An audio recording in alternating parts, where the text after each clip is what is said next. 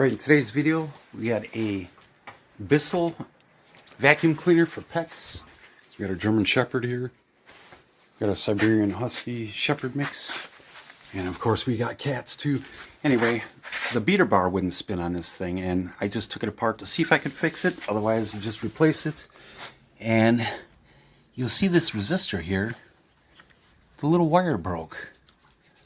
So we're gonna solder it back together and put the whole thing back together and see if the beater bar works. Right, Zena? See if we can fix it. We'll see if that does it.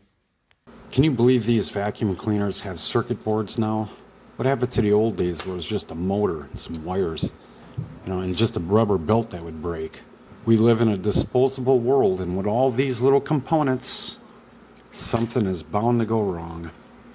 Right before I put this back together, let's see if this little gear in here spins. Turn it on. How about that? I'll finish putting her back together. All right, final test.